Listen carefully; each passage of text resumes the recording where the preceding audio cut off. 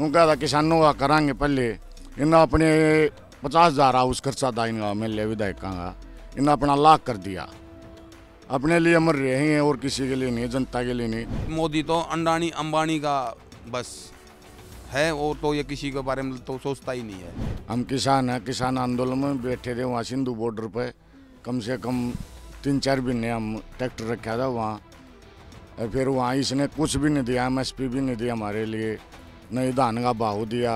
अपना भूपेंद्र हुड्डा है, ये सबसे ऊपर है, ये हाई कमान में है, अध्यक्ष है, यहाँ मुख्यमंत्री का पद इसी का है, इसी के कारण सब हरियाणा चल रहा है। तो राहुल गांधी की यात्रा में जिस तरह से मैं देख रही थी कि जो तमाम भीड़ जुट रही थी, गांव देहात से जो तमाम लोग राहुल गांधी के साथ जुड़ रहे थे, अब ये उनके रहने के लिए यहाँ पर जगह बनाई गई है, उनके रहने की व्यवस्था की गई है।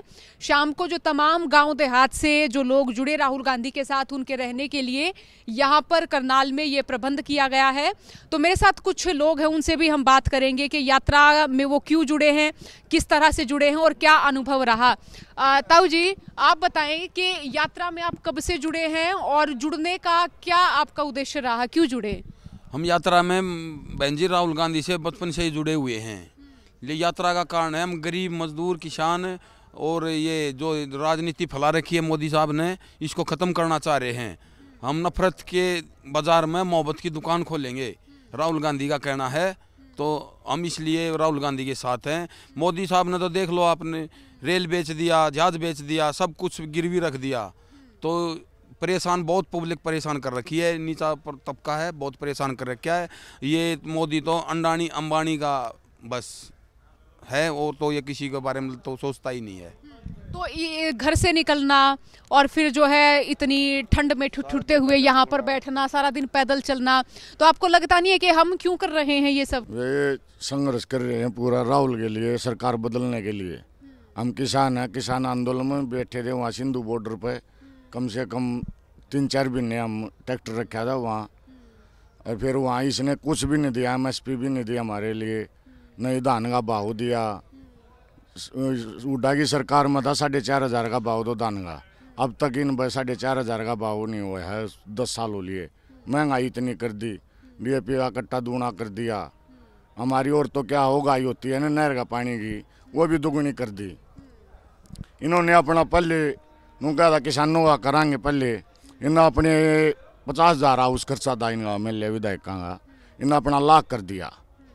अपने लिए मर रहे हैं और किसी के लिए नहीं, जनता के लिए नहीं। हमारे गांव में कुछ काम नहीं हुआ है अब तक, कोई भी एक ईंट नहीं लगाई हो तो इनने, कोई मेडिकल बनवाया हो, कोई कॉलेज लड़कियों के लिए खोलिया हो।